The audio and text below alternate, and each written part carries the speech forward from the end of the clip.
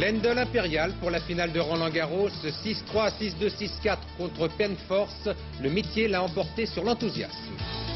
Vote surprise la nuit dernière à l'Assemblée nationale. Le projet de loi sur la suppression de l'autorisation de licenciement adopté en première lecture. L'opposition dépose une motion de censure. Kurt Waldheim, très probable vainqueur des élections présidentielles en Autriche. Verdict officiel dans les minutes qui viennent. La télévision lui donne déjà la victoire. Allemagne-Écosse et Belgique-Iran, les deux chocs de la soirée à partir de 20h sur Antenne 2, tout à l'heure.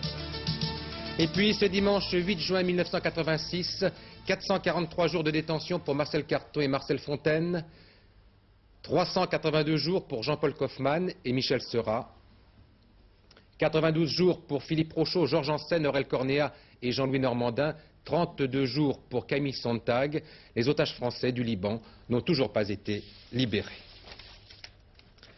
Madame, Monsieur, bonsoir. Michael Penforce avait brillamment gagné son billet pour la finale de Roland-Garros, mais il n'a pas fait le poids tout à l'heure sur le central face à Ivan Lendl, en dépit d'un match superbe de près de 3 heures. 3-7 magnifiques sans doute, mais au bout du compte, Lendl est venu rappeler qu'il était bien le véritable numéro 1 du tennis mondial. Commentaire Lionel Chamoulot. Deuxième titre à Paris pour Ivan Lendl. Logique, normal, attendu, sans surprise. Penforce a été balayé en 3-7. Dur pour le Suédois au look de dièse américain. À Paris, il a pourtant connu l'état de grâce. Malheureusement, l'état de grâce, cela ne dure qu'un temps. Même si Penforce, en début de rencontre, a réussi des points impossibles. Réflexe incroyable sur une volée.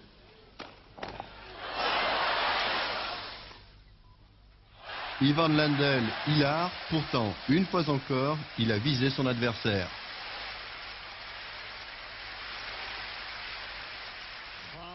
Autre arme du Suédois, les amortis, distillés avec une remarquable efficacité.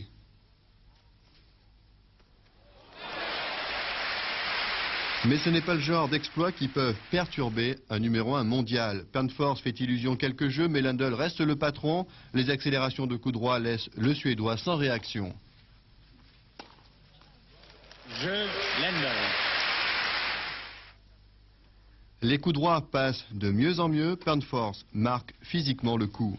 Il paie aujourd'hui ses 5-7 contre Edberg et Reite, ses 4-7 contre Becker et Lecomte. Lendl exécute alors le Suédois, cela va vite, trop vite pour Michael Penforce. 6-2 dans la deuxième manche, 6-4 dans la troisième malgré un sursaut. En politique, l'information essentielle date de la nuit dernière avec l'adoption surprise du projet de loi sur la suppression de l'autorisation administrative de licenciement. Le gouvernement remporte donc la bataille dans la guerre de procédure qui entourait ce débat. C'est le premier texte voté sans recours à l'article 49.3. Mais avant même cette adoption, l'opposition avait déposé une motion de censure. Sur cette nuit, voici les explications de Jean-Michel Mercurol. 11 jours de débat, 3 séances de nuit, 570 amendements, les députés obligés de siéger même le week-end. La guérilla parlementaire sur la suppression de l'autorisation administrative de licenciement n'en finissait plus. On s'attendait même à un nouvel engagement de responsabilité du gouvernement, mais finalement, c'est l'opposition socialiste qui crée la surprise par la censure directe du gouvernement. Depuis le début de ce débat, vous avez refusé toutes nos propositions, tous nos amendements, tous nos sous-amendements, et que chaque fois qu'on essayait de faire avancer le débat dans le sens d'un équilibre entre les différents partenaires de l'entreprise, nous n'avons jamais, à notre regret, été entendus. Le gouvernement a marqué continuellement sa volonté de voir l'Assemblée débattre sereinement, totalement, du projet de loi qui lui était présenté. Le gouvernement a su aussi, pourquoi ne pas le dire, mettre le Parti socialiste en position d'être contraint de déposer cette motion de censure. Le gouvernement a en effet su isoler les centaines d'amendements d'obstruction qui avaient été déposés. Le gouvernement censuré, les socialistes renoncent à leurs amendements. Une fois ceux des communistes écartés, la voie est libre pour le gouvernement. Il ne lui faudra plus que 2 heures pour faire voter par l'UDF, le RPR et le Front National la suppression de l'autorisation administrative de licenciement. Oui, après ce vote, Patricia Chanel a le sentiment quand même que le gouvernement a décidé de pousser les feux en quelque sorte. C'est une bonne image, Bernard, et c'est également un bon week-end pour le gouvernement pour au moins 3 raisons. Premièrement, il a donc remporté, on vous l'a dit, sa première victoire à l'Assemblée, puisqu'il a fait voter un projet de loi sans recourir au fameux article 49.3. Deuxièmement, il a réagi aux critiques formulées sur sa communication. Jacques Chirac était hier en Corrèze pour parler de la lutte contre le chômage. Le Premier ministre va d'ailleurs cette semaine multiplier les explications. Troisièmement, un sondage Sofres Le Point prouve que les Français sont satisfaits de la cohabitation et qu'ils veulent à 71%, c'est beaucoup, qu'elle dure. C'est important pour le Premier ministre qui veut convaincre qu'il a le temps, cette fameuse durée pour lui. D'ailleurs, Valéry Giscard d'Estaing, hier à Toulouse, l'a appuyé en disant que l'UDF s'opposerait à toute idée, à toute tentative d'élection anticipée.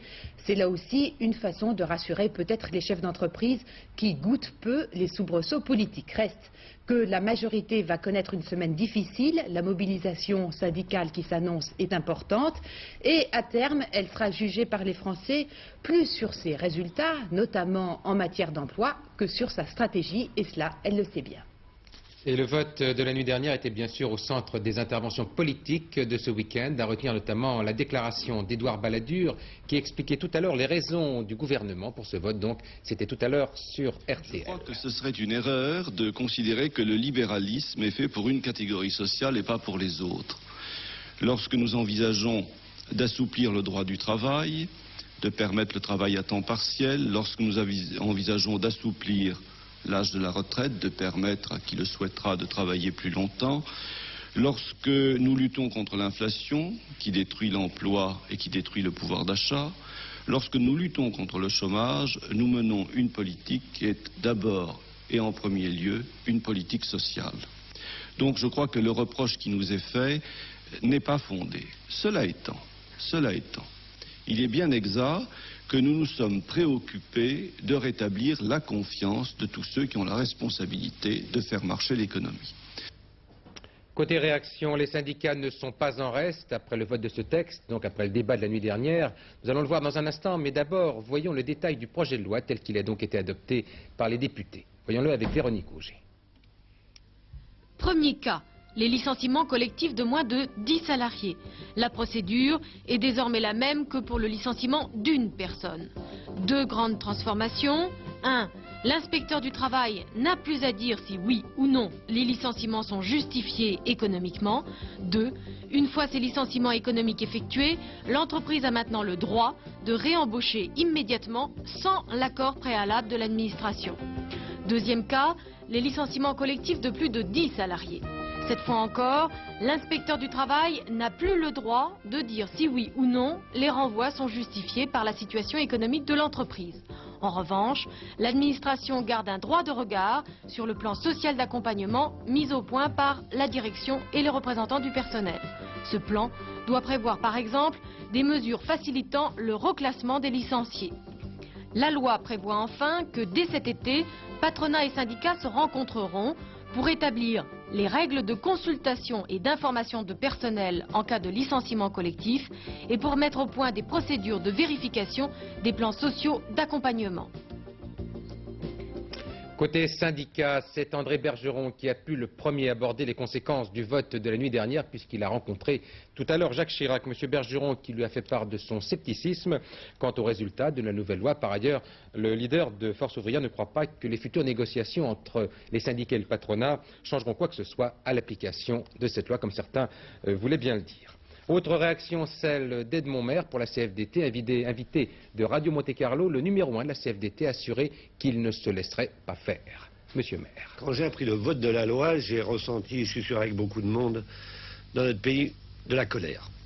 De la colère. Voilà des députés qui, en pleine conscience de ce qu'ils font, décident que demain, après-demain, toute une série de chefs d'entreprise, encouragés par M. Gattaz, licencieront par paquet de neuf.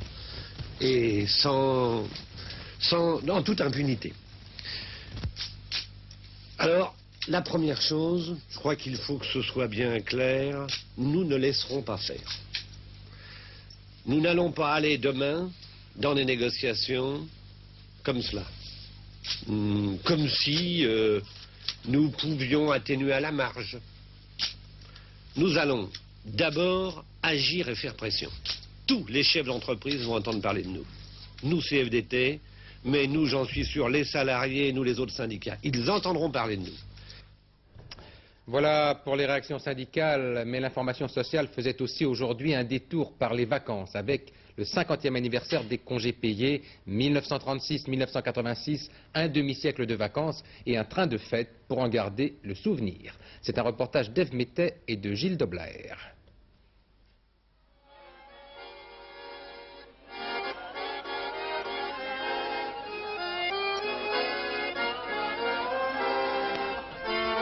Personnes tôt ce matin à la gare du Nord à Paris pour le voyage pèlerinage de la CGT. Il y a 50 ans, les congés payés, pour la première fois, être payés sans travailler. Pas question de 5e semaine en 1936, les vacances durent 15 jours. C'était les premières vacances, c'était fantastique. La première fois que j'allais au bord de la mer, il y avait dans les trains. Parce qu'il y avait une ambiance formidable. Nous sommes partis avec mes parents en triplet. C'est-à-dire un tandem à 3 places, le père, la mère et l'enfant. Et nous sommes partis au Cap Griné, à côté de Boulogne. Arrivés au Tréport, en Seine-Maritime, un lieu symbole, les Galets du Nord ont été les premières plages à accueillir les trains de plaisir. À 11h, c'est l'inauguration de l'esplanade des congés payés. 12h, la fête commence. L'ambiance est bon enfant, mais ne fait pas oublier aux militants leurs revendications d'aujourd'hui. Si le patronat parvient, au travers de ce qu'il veut faire, avec l'annualisation du calcul de la durée du travail, avec la remise en cause des emplois stables, mais c'est le fondement même de la notion de congé payé qui va se trouver remise en cause. Alors vous voyez que la lutte aujourd'hui est aussi importante qu'elle pouvait l'être hier. Cet après-midi, les voyageurs du train CGT ont déserté la plage pour la fête foraine. Tant pis pour 1936, il faut dire qu'il faisait 16 degrés seulement aujourd'hui au Tréport. C'est mardi que l'intersyndicale de l'audiovisuel se réunira pour décider de nouvelles actions contre le projet de privatisation de TF1 après la manifestation de samedi soir. À noter aussi la prise de position du sénateur Cluzel qui se déclare opposé au charcutage, a-t-il dit, au charcutage du service public, rappelant que le véritable enjeu de toute réforme est de préserver l'identité des programmes français et européens face à la puissance américaine et japonaise. À l'étranger, on devrait connaître dans les minutes qui viennent les résultats officiels des élections présidentielles en Autriche. Le favori, c'est toujours Kurt Waldheim, malgré les accusations qui sont portées contre lui. Les derniers sondages lui donnaient une assez confortable avance et la télévision autrichienne vient de le déclarer vainqueur, mais pas encore donc de résultats officiels. Alors pour connaître la tendance de ces élections, nous retrouvons Michel Meyer qui se trouve envoyé spécial à Vienne. Mettre son bulletin dans l'urne d'une victoire certaine n'était plus qu'une formalité pour Kurt Waldheim, le nouveau président de la République autrichienne. Son score, un peu plus de 53% des suffrages au deuxième tour, prouve qu'il a encore bénéficié d'un regain de solidarisation de la part de ses compatriotes depuis un premier tour le 4 mai dernier, où il avait frôlé la majorité absolue. C'est là l'amplification d'une réaction à ce que l'on appelle en Autriche les attaques de l'étranger relatives au passé de Waldheim sous le Troisième Reich. Kurt Steirer, le candidat socialiste, n'avait donc que très peu de chance face à Waldheim, soutenu par le Parti conservateur et seulement contesté moralement par une poignée d'intellectuels viennois. À Vienne, tout est donc joué. Kurt Waldheim a fait la conquête de son propre peuple, majoritairement. Reste à savoir s'il sera fréquentable sur la scène internationale par ses homologues étrangers, les autres chefs d'État. La question se pose bien entendu en Autriche et on attend avec impatience des réponses qui arriveront d'autres capitales comme Washington, Londres, Paris, mais aussi Jérusalem et Moscou. Voilà, et les résultats officiels dans quelques minutes, quelques heures en tout cas, pour le dernier journal. J'ajoute que le gouvernement israélien est très attentif aux résultats de cette élection en Autriche et d'après le quotidien Haaretz, le quotidien israélien, ce gouvernement envisagerait de ne pas nommer de nouvel ambassadeur en Autriche dans l'hypothèse d'un succès qui semble se confirmer de Kurt Waldheim. Massoud Rajavi, le chef de l'organisation des Moudjahidines du peuple, l'une des qui se déclare opposé au charcutage, a-t-il dit, au charcutage du service public, rappelant que le véritable enjeu de toute réforme est de préserver l'identité des programmes français et européens face à la puissance américaine et japonaise.